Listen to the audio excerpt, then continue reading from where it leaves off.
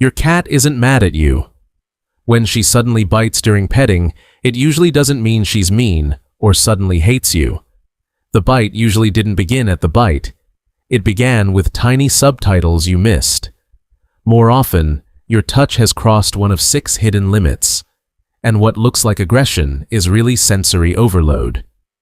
1. She is not trying to hurt you. When your cat bites you during petting, it feels personal. It feels like betrayal. 1 second, you're sharing this soft little bonding moment. The next, your hand has become the victim of a tiny emotional predator. But before you decide she has a terrible personality, there is one biological truth most cat owners never stop to consider.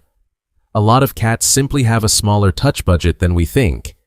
And once it runs out, the same hand that felt safe can start to feel like too much.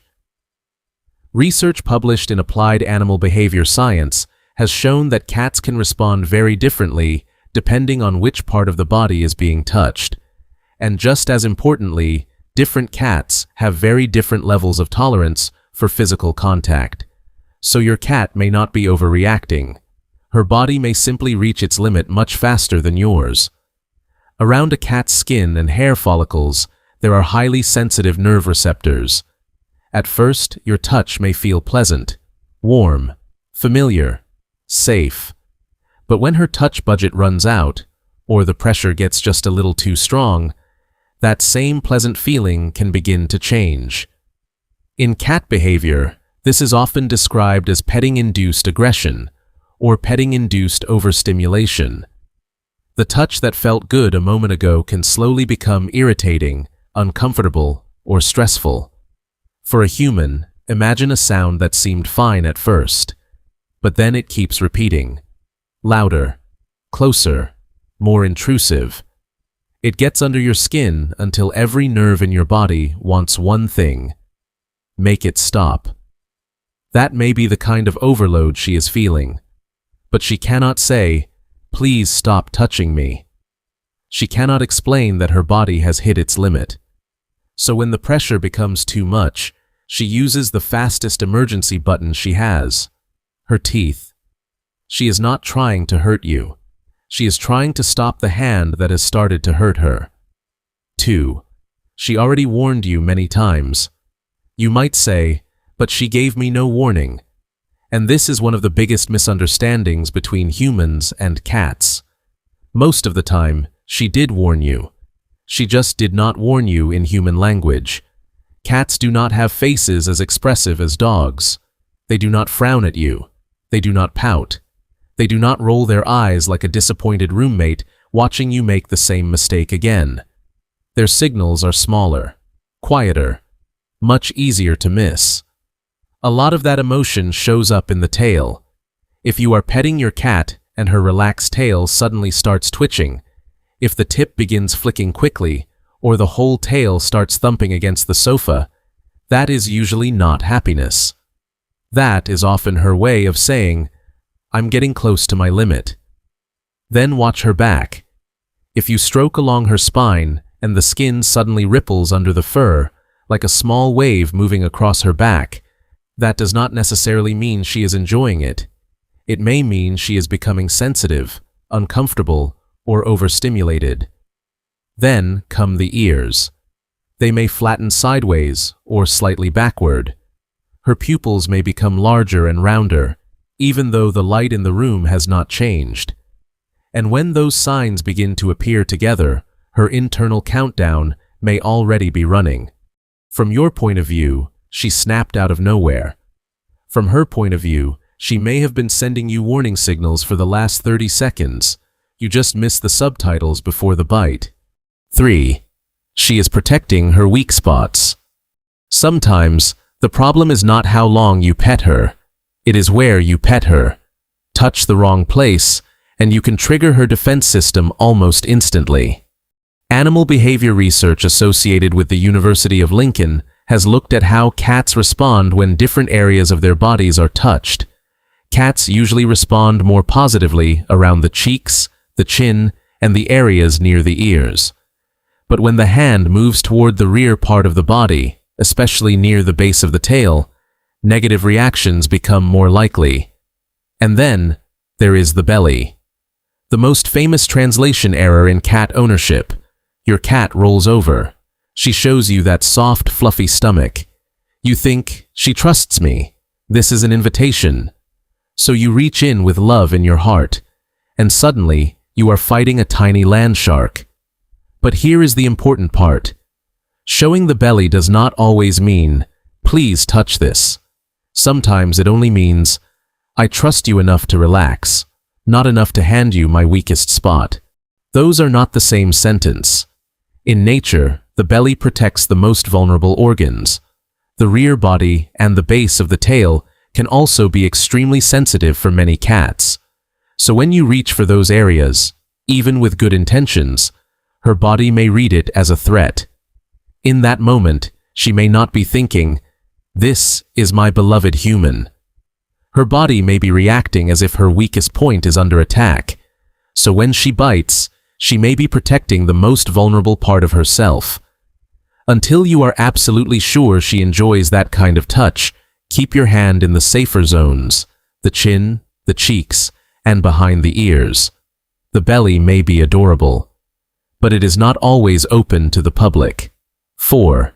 She bites because she feels trapped. Have you ever picked up your cat, held her tightly, buried your face in her fur, and called it love? And then she responded by turning into a blender with teeth? To humans, a hug means affection. To many cats, a hug can feel like physical imprisonment. Cats are extremely sensitive to space and escape routes. When they feel uncomfortable or threatened, their first choice is usually not to fight. It is to leave. They want the option to jump down, hide, create distance, or simply walk away. But when you wrap both arms around her, hold her against your chest, or keep petting her while she is trapped in the corner of the couch, that option disappears. And for a cat, losing the ability to leave can be more frightening than the touch itself. She may not even hate the petting. What scares her is the feeling that she has lost control, that she cannot choose when the contact starts, when it ends, or whether she gets to leave. So she bites, not to win a fight, not to punish you, just to create an exit. To a trapped cat, teeth can become a door handle. That may sound dramatic, but from her perspective, it makes perfect sense. If every polite signal has failed, an escape is blocked. The bite becomes the only message loud enough to work. She is not trying to be cruel. She is trying to get her freedom back. 5. She may be trying to apologize in her own way. This is one of the most heartbreaking parts of all of this, and also one of the easiest to misunderstand. Some cats bite hard, and then, just a few seconds later, they come closer and start licking the exact same spot they just bit. A lot of owners look at that and think, excuse me, are you tasting me now? Or worse, they assume the cat is being provocative. But it may be almost the opposite. In animal behavior, there is a concept called displacement behavior. It means an animal may perform an action that seems unrelated when they are stressed, conflicted, anxious, or overwhelmed. That bite may have happened because her threshold collapsed. The touch became too much. Her stress rose. Her body went into defense mode. But once the touching stopped, the pressure dropped too. And now the situation has changed. You are no longer only the uncomfortable thing touching me. You are also the person who feeds her, protects her, takes care of her, and talks to her in that embarrassing little voice when no one else is around. Does she understand apology the same way a human does?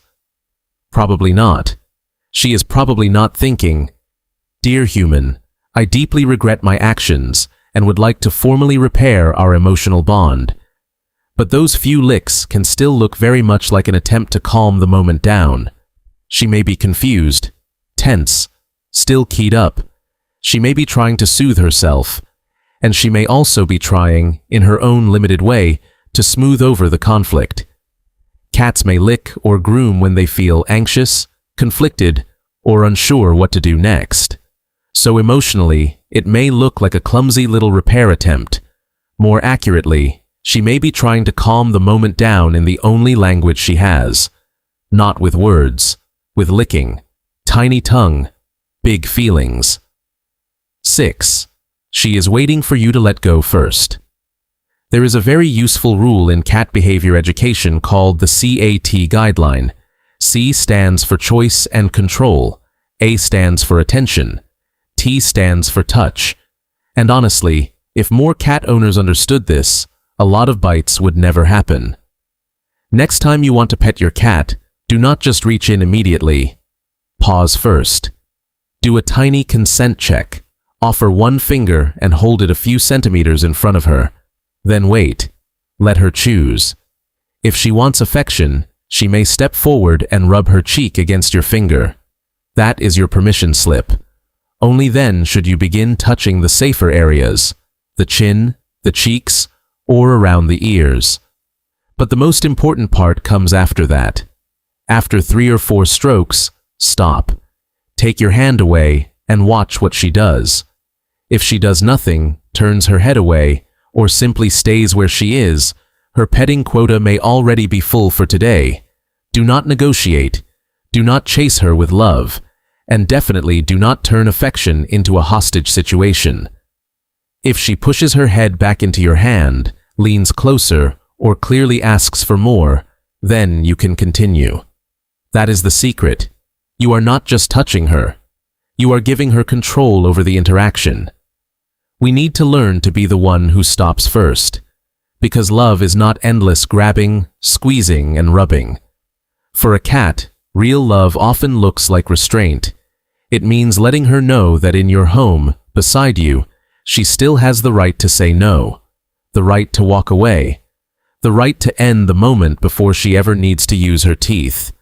And when you finally give her that control back, something surprising can happen.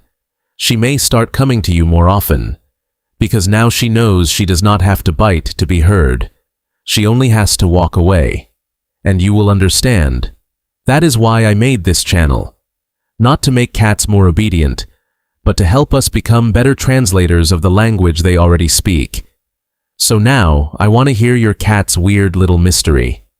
What is one thing she does that makes you think, what was that supposed to mean?